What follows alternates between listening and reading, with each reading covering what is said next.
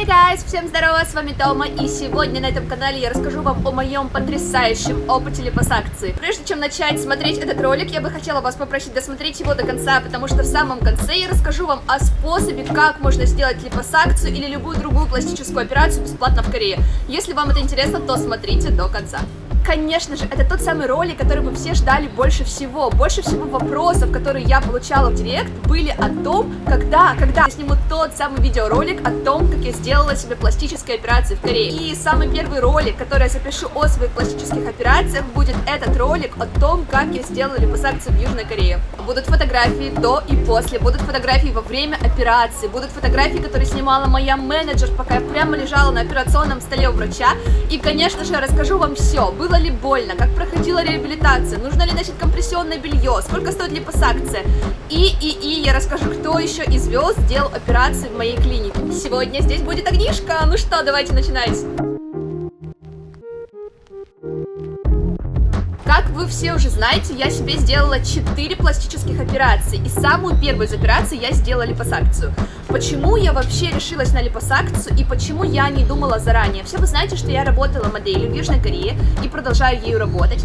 И во время работы у меня постоянно был один комплекс, который я не могла решить вообще ничем. Этот комплекс был связан с тем, что у меня были просто огромные ляхи. И каждый раз, когда я смотрела свои фотографии в купальнике или фотографии, которые мы делали для брендов, на которых, очевидно, было видно мои ноги, я смотрела эти фотографии вот с таким выражением лица. Нам срочно нужен фотошоп. Ладно, если бы я жила обычной жизнью, но я была моделью, на меня постоянно смотрели. В моем модельном агентстве все модели были жутко худые и с идеальным телом. Я постоянно смотрела на них и комплексовала. Я думала, что мои ляхи самые большие на свете, и вообще с ними работать просто невозможно. В общем, я думаю, что каждая девушка, которая хотя бы один-единственный раз в своей жизни надевала бикини или приходила на пляж, чтобы купаться там, когда надевала трусы, комплексовала из-за целлюлита или из-за того, что большие ляжки. В общем, я из-за этого тоже жутко сильно комплексовала. Я такая же, как и все. И в один прекрасный момент я поняла, что хватит это терпеть. Это не исправляется ни щетками, ни диетами, ни правильным питанием, никаким спортом, в общем, никак. Что оставалось? Оставалась липосакция. И в один прекрасный день я просто пошла в клинику по липосакции и договорилась о том, чтобы сделать там себе операцию. Я немного боялась себе делать анестезию, потому что мне казалось, что это действительно операция, это так серьезно, делать анестезию это вредно. Мне рассказывали страшилки о том, что после анестезии ты становишься тупой, теряешь часть своей памяти. Короче, всякий бред, который на самом деле не имеет никакого отношения к правде. Так что я, хоть и безумно хотела себе сделать ляхи, очень боялась липосакции, боялась операции и всего, что с этим связано. Еще и потому, что с самого детства в России я слышала ужасные истории о жертвах пластических операций, о том, что они выглядят жутко, у них начинаются проблемы со здоровьем. В общем, мне казалось, что это не какие-то единичные случаи, а мне казалось, что просто все женщины, которые делают себе пластические операции, они выглядят ужасно, они становятся монстрами, у них начинаются проблемы со здоровьем. Ну, в общем, вы понимаете примерно, что было у меня в голове. И то на тот момент это меня не остановило от того, чтобы хотя бы сходить на консультацию в клинику пластической хирургии, в клинику липосакции. Я поговорила на консультации о том, что можно сделать и о том, какие зоны я бы хотела рассмотреть. В моем случае этими зонами были ляжки и икры.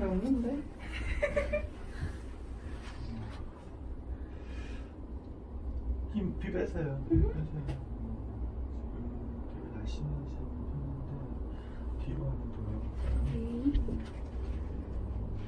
제일 큰 문제 여기는 좀 뺄만한데.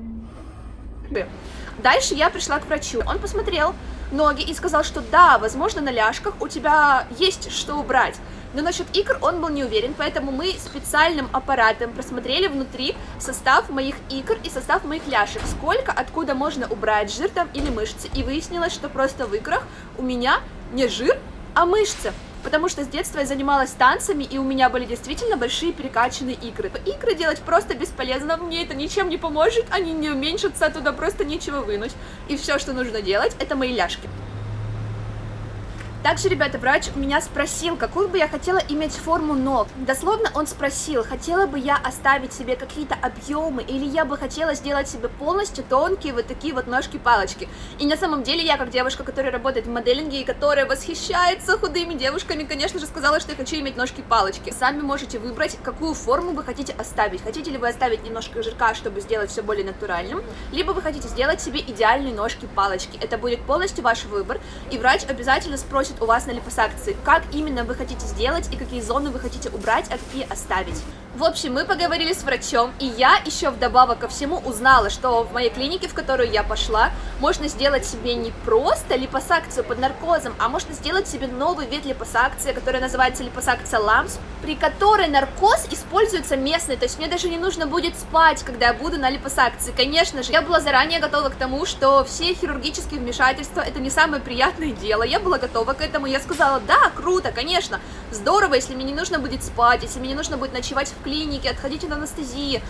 Мы назначили дату операции, которая должна была состояться через 2 недели. И честно вам скажу, конечно же, в день операции и за день до нее я безумно нервничала. До сих пор помню вот это состояние, когда 3 часа ночи я обнимаю свою собаку и такая думаю, господи, господи, как страшно, может быть, все отменить. Слава богу, что тогда я этого не сделала, просто вау, потому что липосакция это божественно. И знаете, что еще очень здорово? Очень здорово то, что если вы делаете себе липосакцию под местной анестезией, вам не нужно голодать. У вас нет такого, как перед другими операциями, которые делаются полностью под наркозом. Вы можете спокойно кушать утром, вы можете пить воду, и нет никаких проблем с голоданием.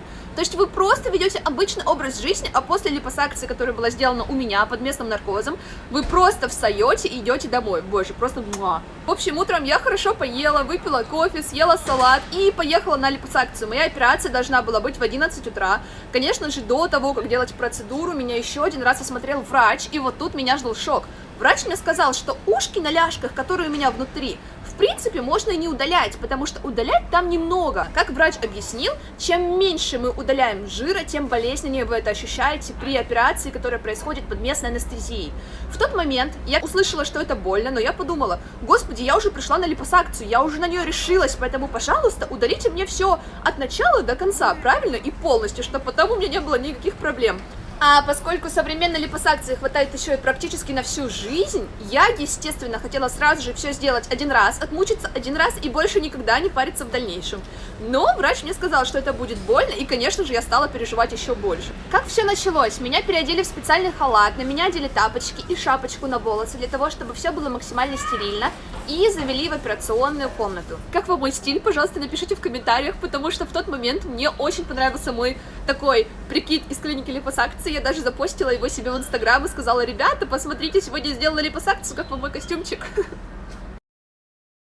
Пришел врач, и он начал мне вводить анестезию. Врач предупредил, что во время уколов анестезии мне будет неприятно. И да, когда мне вкалывали шприц, мои эмоции были примерно «О, мама, мама, о». Это было примерно так.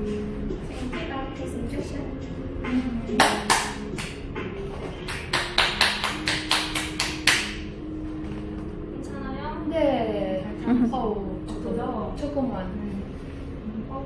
그냥 안에 들어오는 느낌 있어요. 맞아요.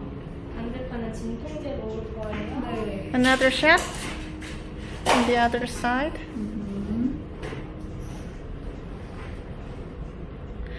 선생님 시술 어떻게 하시나요? 누워서 하나요? 네. 엎드려서 하세요? 그럼 이 상태로 타마를 셀프 촬영 하나만 할게요. 네. 가능하실까요? 이렇게 우리 들고 계십니까요? 네. 해도 될까요? 네, 괜찮으세요? 네.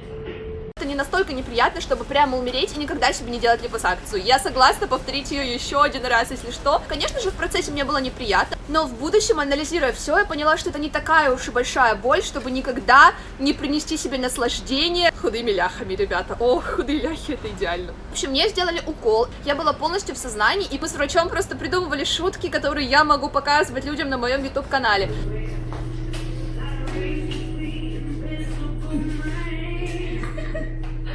아, 진짜 무서워요.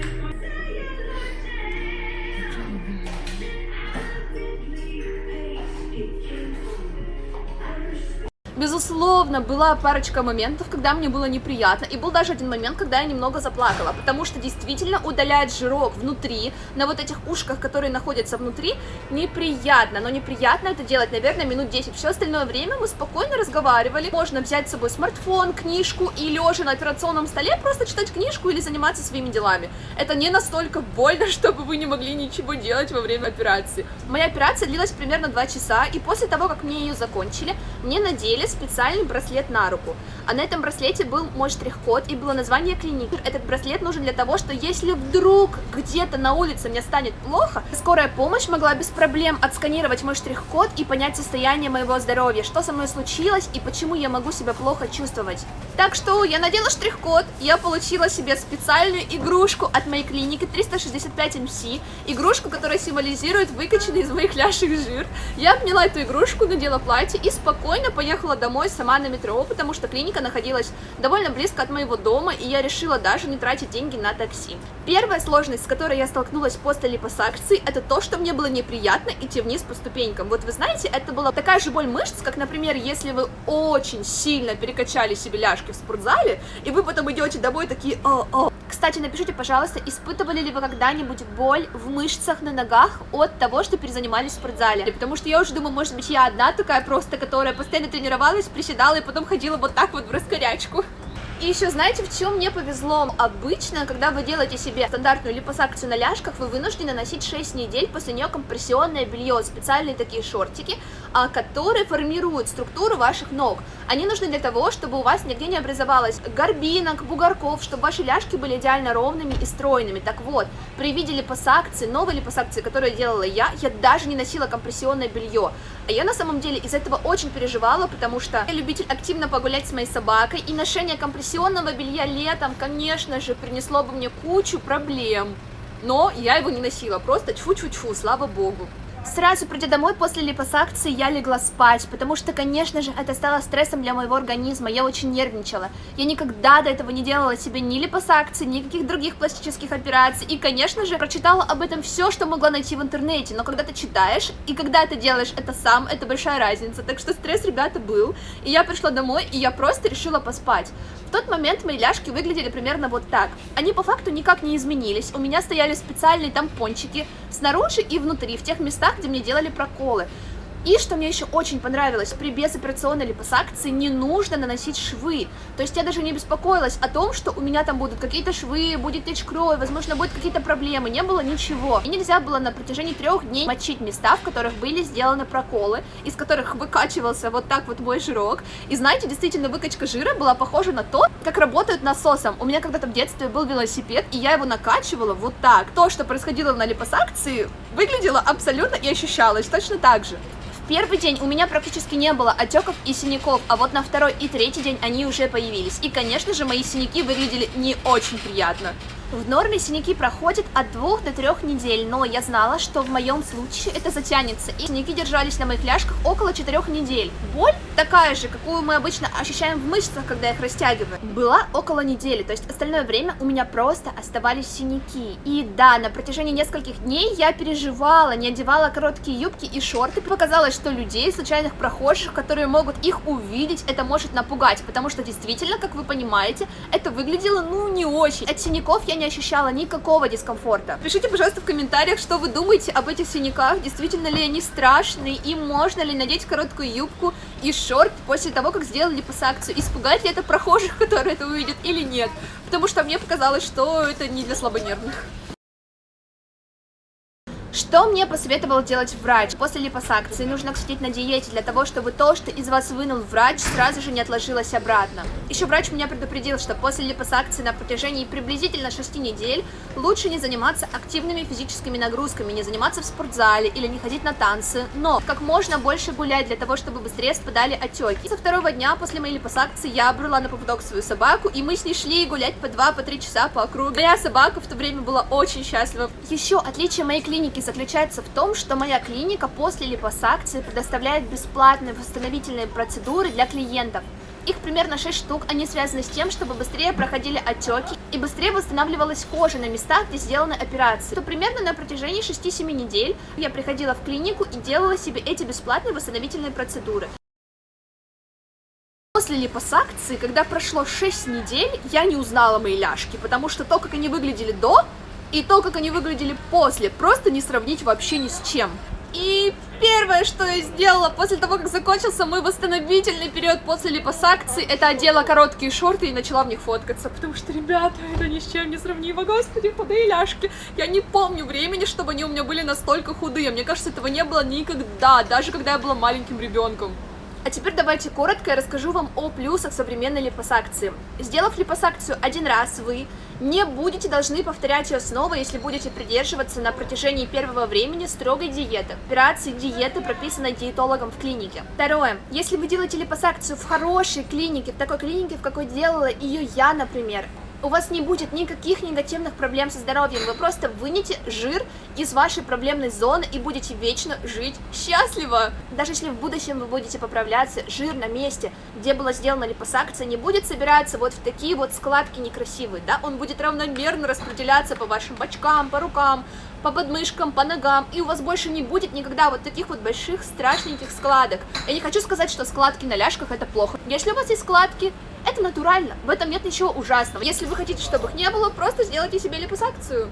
Так что, сделав липосакцию, вы просто забудете о том, что у вас может откладываться жир на проблемных зонах. По-моему, это тоже очень здорово. Еще один плюс липосакции – это возможность наконец-то сбросить надоевший лишний вес. Почему? Липосакция сама по себе – это не диета, это способ убрать жир из проблемных зон. Но после липосакции вы вынуждены в течение минимум 2 недель придерживаться диеты, на которой вам запрещено есть вкусняшки, мучное. Полный список может вам дать врач-диетолог, который работает в клинике. Так вот, если у вас не было мотивации для того, чтобы сесть на диету, если вы не могли себя сами заставить, липосакция – это отличный способ. Вам дадут волшебный пинок в виде операции, после которого вы будете вынуждены сесть на диету. И это тоже очень здорово. Как вы поняли, о липосакции у меня просто сплошные позитивные впечатления. После липосакции я делала себе еще пластическую операцию на лице. О ней у меня нет такой безумно восторженной реакции, но именно о ляхах она у меня есть, потому что сделать липосакцию, ребята, это здорово. Но я сейчас не рекламирую липосакцию. Я не говорю, что все люди обязаны ее делать. Я говорю, что если вы хотите, если вас какая-то проблемная зона беспокоит, и она не убирается спортом и диетой, вы знаете, что можно сделать. А теперь для вас обещанная информация в конце ролика о том, как можно себе сделать бесплатно пластическую операцию или липосакцию в Южной Корее. Дело в том, что клиники иногда набирают себе моделей, которых будут вести от и до. Многие клиники полностью оплачивают все расходы, которые связаны с вашей операцией. Единственное, что вы вынуждены будете сделать, это подписать контракт и отдать денежный залог в качестве гарантии того, что все ваши рекламные обязательства с клиникой вы выполните. И клиники вас предупредят о том, что они будут использовать ваши фотографии, фотографии вашего тела или фотографии вашего лица в качестве своей рекламы. Обычно рекламные контракты заключаются на срок от года до 3.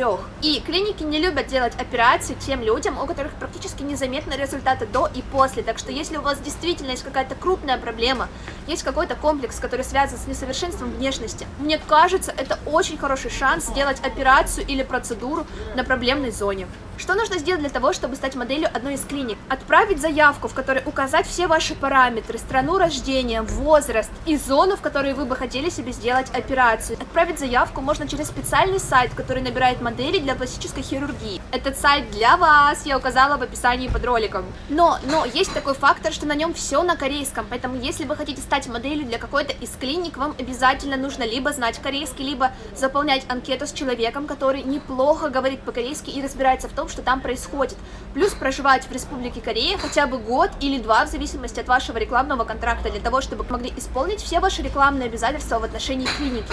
Депозит, который вы должны будете заплатить, в разных клиниках он обычно от 1 миллиона вон до 2 миллионов вон. Соответственно, вам будет нужно иметь эти деньги для того, чтобы подписать контракт с клиникой пластической хирургии. И в период от 6 до 12 месяцев клиника обязуется вам вернуть назад ваш депозит. Опять-таки, сроки возвращения депозита будут прописаны в контракте.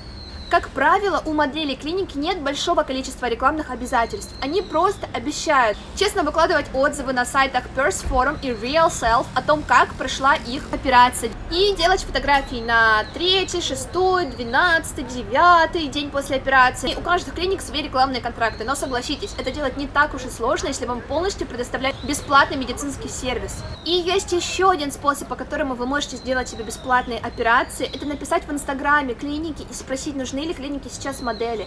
Как правило, лучше всего это делать на корейском языке, потому что так вы сможете гораздо быстрее связаться с менеджером, который отвечает за маркетинг в клинике, которую вы пишете.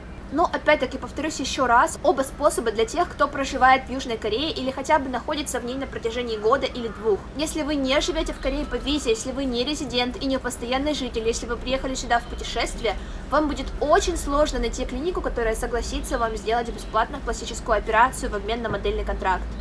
Ребят, и напоследок я бы хотела сказать, я не агитирую всех делать пластические операции, я просто делюсь опытом, который был у меня, мне он понравился, для меня это был позитивный, классный опыт, и если вдруг вы не хотите делать себе пластическую операцию, это круто, не страшно иметь целлюлит, не страшно иметь крупные ляжки, не страшно иметь где-то жирок, это нормально, это естественно, но если вдруг вы тоже, как я, хотели бы что-то исправить, хотели бы привести свое тело в более красивый вид, хотели бы исправить какие-то недостатки, которые вас беспокоят, из-за которых у вас есть комплексы. В липосакции нет ничего страшного, вот он мой реальный опыт для вас. Пожалуйста, напишите, как вам результат, как вам мои до, как вам мои после. Считаете ли вы, что ляжки стали лучше? Считаете ли вы, что липосакцию сделать стоит или нет?